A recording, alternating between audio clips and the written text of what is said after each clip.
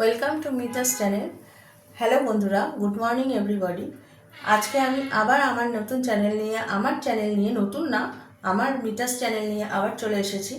এতদিন প্রায় 7-8 মাস আমি আমার নিজের অনেক সমস্যা ছিল, যার জন্য আমি চ্যানেল খুলতে পারিনি, কোনো ভিডিও আপলোড করতে পারিনি, কোনো ভিডিও দেখাতে পারিনি। আমি আজকে আবার এসেছি যে আবার আমি আপনাদের নতুন কিছু রান্না দেখাবো বলে।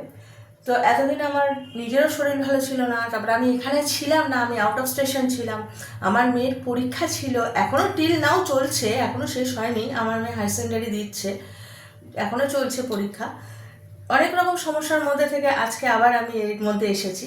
তো যাই হোক, আজকে আমি আপনাদের দেখাবো পটল চিংড়ি। তার জন্য আমার লাগছে, এখানে আছে পটল, 500 গ্রাম পটল আমি কেটে ধুয়ে রেখে দিয়েছি।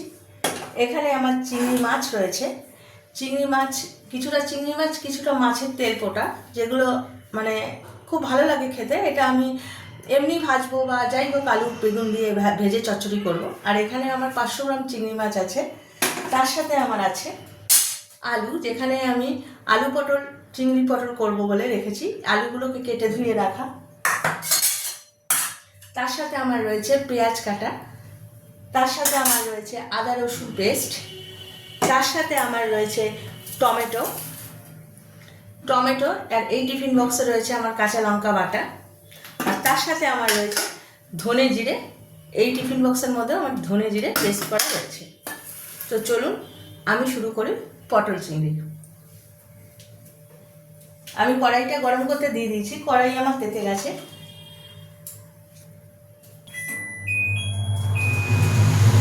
আমি সবার প্রথমে কড়াইতে তেল দিয়ে দিলাম, আর এই চিংড়ি মাছগুলোকে আমি ভেজে নেব। তার জন্য আমাকে চিংড়ি মাছের নুন হলুদ মাখিয়ে দিতে হবে।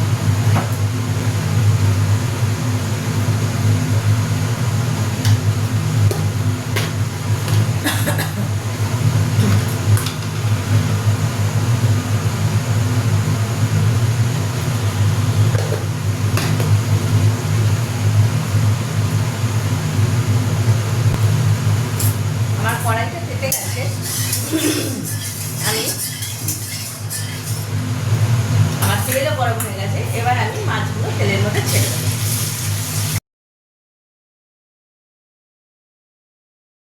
দেখুন, আমি মাছগুলোকে এপিট ওপিট করে ভেজে নেব, কেননা এই মাছ বেশি ভাজলে না মাছগুলো শক্ত হয়ে যায় আর খেতে খুব একটা ভালো লাগে না। যেহেতু আমি পটল চিংড়ি করবো, সেই জন্য আমি মাছগুলোকে লাইট ভেজে নেব।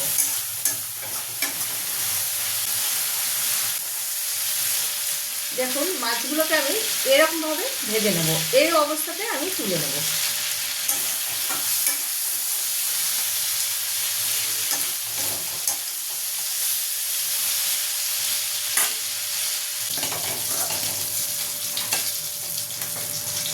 এরকমভাবেই আমি বাদবাকি মাছগুলো ভেজে নেব।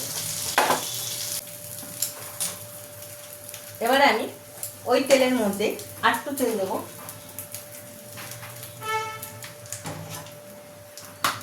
এর মধ্যে আমি এবারে পটলটা ভেজে নেব।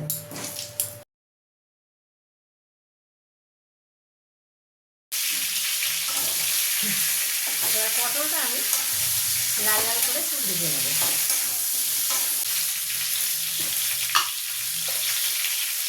পটলের মধ্যে আমি একটু নুন দেবো, একটু হলুদ দেবো, দিয়ে আমি এবার পটলটাকে এরকমভাবে নাড়াবো।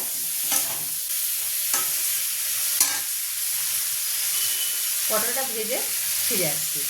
আমি পটলগুলোকেও ওরকমভাবে ভেজে নিয়েছি। এই দেখুন, পটলগুলোকে আমি এইভাবে ভেজে তুলে নেব। এই যে পটলগুলো আমি এরকমভাবে ভেজেছি। এবারে আমি ওই কড়াইতে আবার তেল দিয়ে দেবো। তেল দিয়ে এই আলুগুলোকে আমি ভেজে নেব।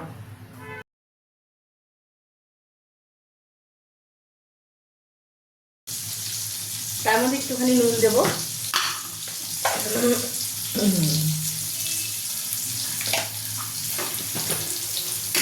একটু হলুদ দেবো,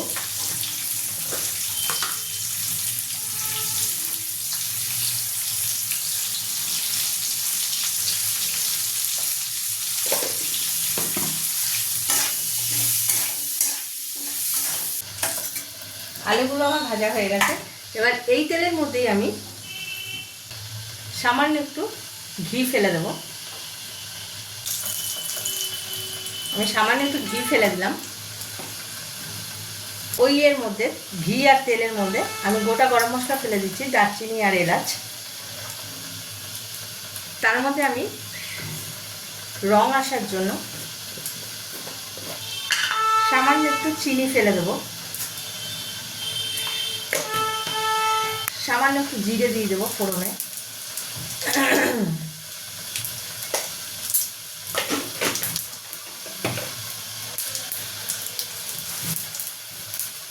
একটা তেজপাতা দিয়ে দেবো, দিয়ে আমি এর মধ্যে কুচিয়ে রাখা এই পেঁয়াজটা দিয়ে দেবো।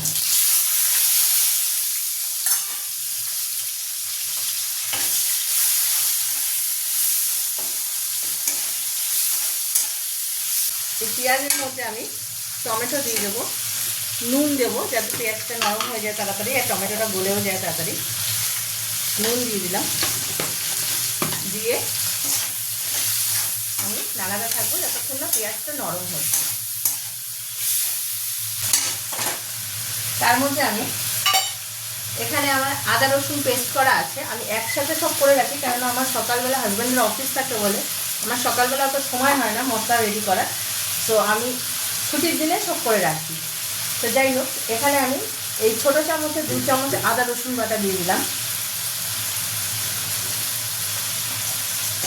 দিয়ে এটাকে আমি কষতে থাকবো।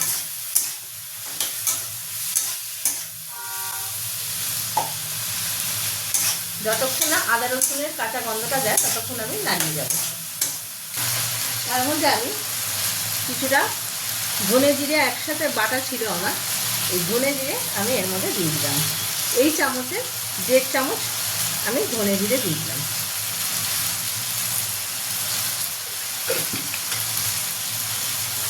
আর এটার মধ্যে আমার কিছুটা কাঁচা লঙ্কা বাটা আছে, আমি এই কাঁচা লঙ্কা বাটাটা ওর মধ্যে দিয়ে দেবো।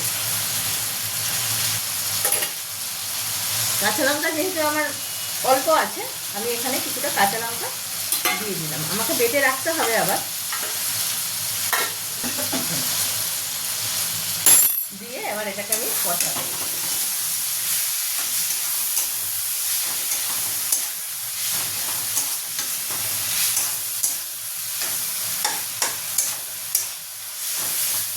ধনে জিরের কাঁচা গন্ধটাও যতক্ষণ না যায় আমি এটাকে কষতে থাকবো।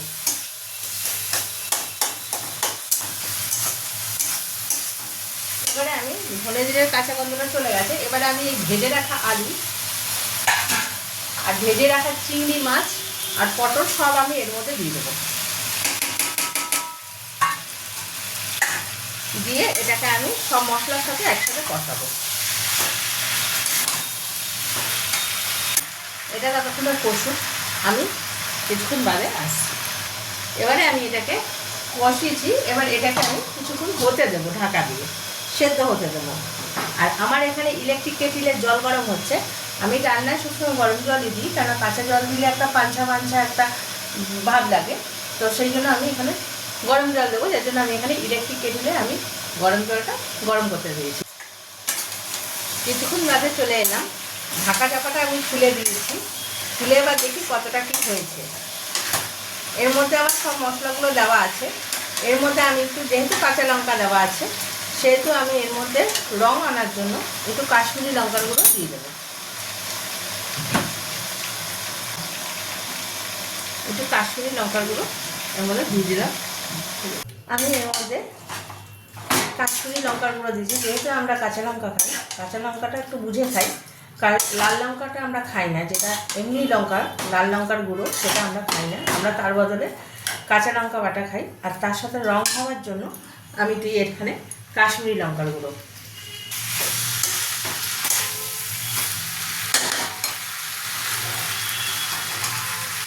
এবারে আমি এর মধ্যে এই যে গরম জলটা করে রেখে দিয়েছিলাম, এই গরম জলটা আমি এর মধ্যে দিয়ে দেবো। যেহেতু গামাখা হবে, আমার পটলও ভাজা ছিল হাফ সেদ্ধ হয়ে গেছে, আলুও ভাজা ছিল হাফ সেদ্ধ হয়ে গেছে, সো আমি এখানে জলটা অল্প দেবো।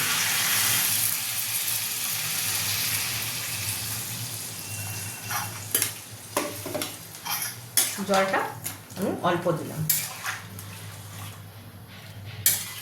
এবারে আমি এটাকে ঢাকা চাপা দিয়ে কিছুক্ষণ হতে দেব, যাতে পটল আলু আর মাছটা সেদ্ধ হয়। আমি সেই জন্য এটাকে ঢাকা চাপা দিয়ে দিলাম। যেহেতু আমি মাখা মাখা করবো, অনেকটাই টেনে এসেছে, কিন্তু আমি আরেকটু চেষ্টা করব ঝোলটাকে টানানো। আলু সেদ্ধ হয়েছে, বাট আটটু হবে। আমি মাঝখানে একবার ঢাকা খুলে দেখে নিয়েছিলাম, আমি আবার একবার ঢাকা দিয়ে দেবো, যাতে তাড়াতাড়ি একটু সেদ্ধ হয়ে যায় এবং ঝোলটা টেনে যায়। আমার পটল চিংড়িটা হয়ে গেছে, আমি এরকম অবস্থাতে নামিয়ে নেব, কেননা এটা যত ঠান্ডা হবে তত আরও পটল আর আলুতে ঝোলটা টেনে নেবে। আমি এই অবস্থায় এর মধ্যে একটু ঘি আমি ছড়িয়ে দেবো, আর তার সাথে আমি কিছুটা গরম মশলা অ্যাড করে দেবো।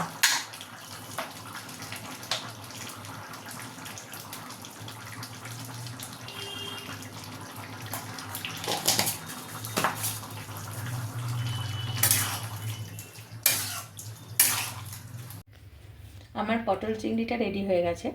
আমি একটা সার্ভিং বোলে পটল চিংড়িটা রেখে দিলাম।